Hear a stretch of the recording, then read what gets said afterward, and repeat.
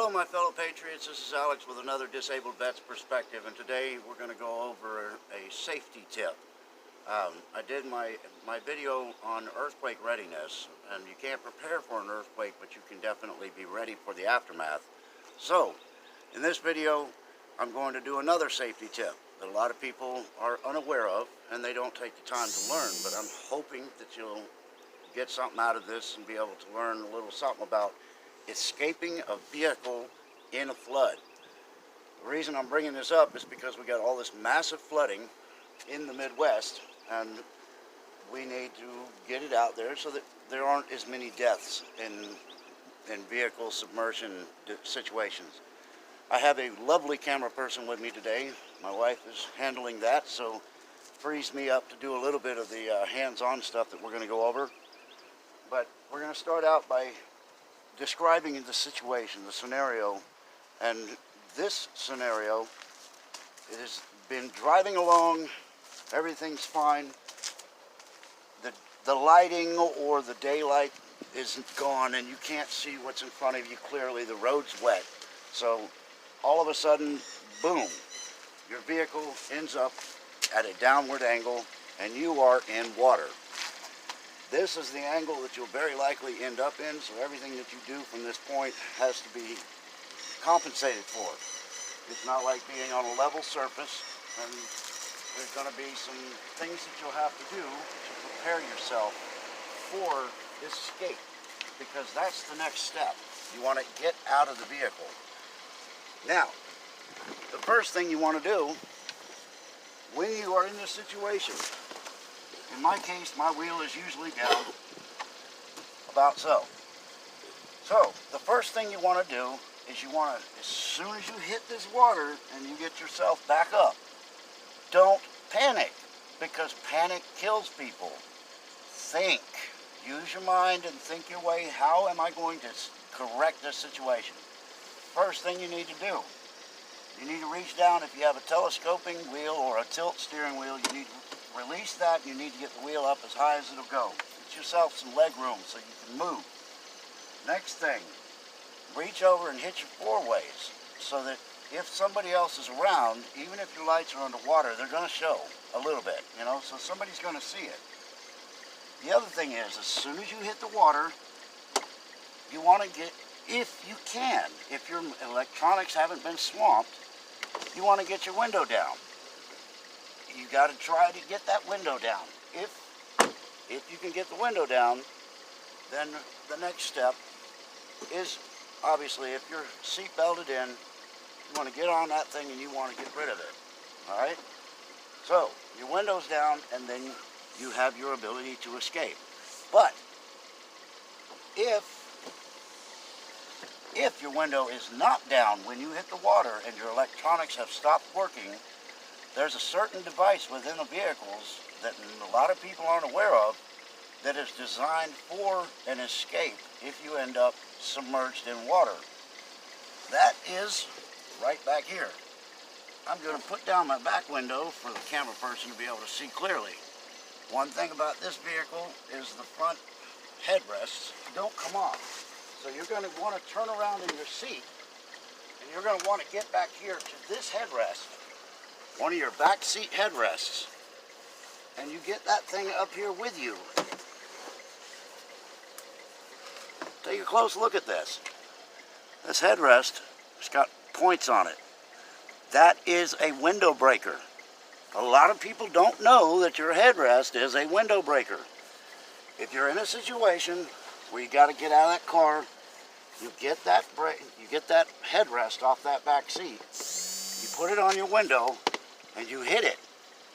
Best place is right back here on the outside edge.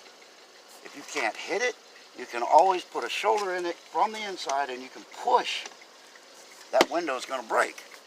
As soon as that window breaks, then we're back with the escape plan.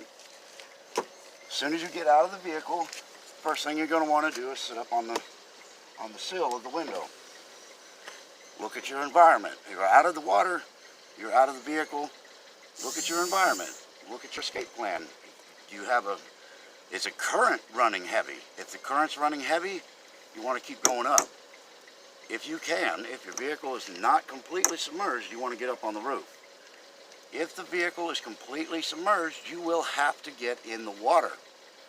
So, if the current is flowing this way, you know you're going that way. You need to look downriver or look downstream, whatever the situation, and you need to target what you're going to aim for.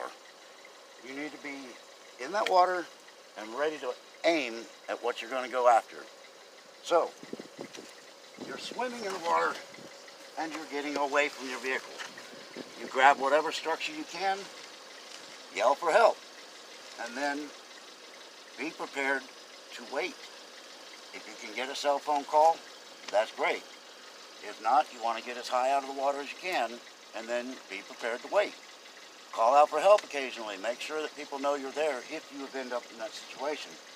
It's about 2,600 degrees today, so it's a good day to do this. No floodwaters. I'm pretty high and dry on this property anyway. Now, second scenario. In the same situation, you're driving along and you find yourself in deep water. You didn't realize it was deep, but the water is up around the sill of the door, which means it's also covering your exhaust pipe. The reason the vehicles stall out in floodwaters is because the exhaust pipe gets swamped by water. And one way to help prevent that is if you find yourself in deep water, let's show them down here at the footrest here. If you find yourself in deep water, you have one foot on the gas, you want to run your RPMs up about 2,500 if you have a tachometer, run it up to 2,000, 2,500, and then put your foot on the brake. But don't take your foot off the gas. At this point, you are leaving your foot on the gas at about 2,000 to 2,500 RPMs, and you're going to be using the gas or using the brake pedal for acceleration and deceleration. But do not take your foot off the gas. If you take your foot off the gas, the water will back up in the pipe and it will kill your engine. And then you're done. You're stuck. You're into the escape scenario. So, put your foot on the gas, 2,000 to 2,500 RPMs, and use your brake as your accelerator and decelerator. If you want to slow down, you put a little more pressure on the brake. If you want to speed up, you let off the brake. But you don't let off the gas. You just keep moving until you're out of the deep water. Now, the best thing to do, if at all possible, is do not go into water.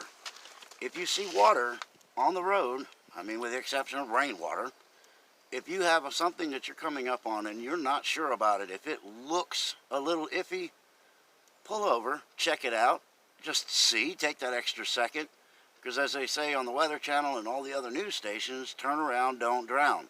If you can avoid the situation, you do it. If you can't avoid the situation, then you go into your escape clause. And you need to make sure you're thinking all the way through. Don't panic. Just think. Do what you have to do to save your life.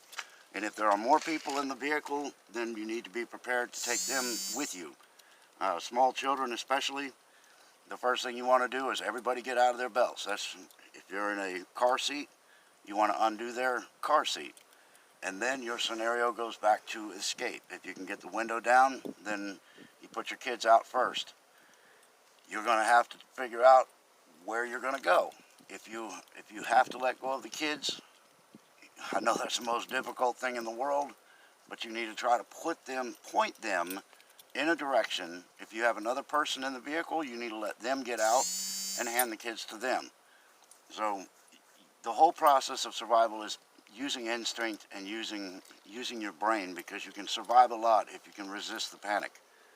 But anyway, I hope this has helped. If you guys like the video, make sure you hit the like button.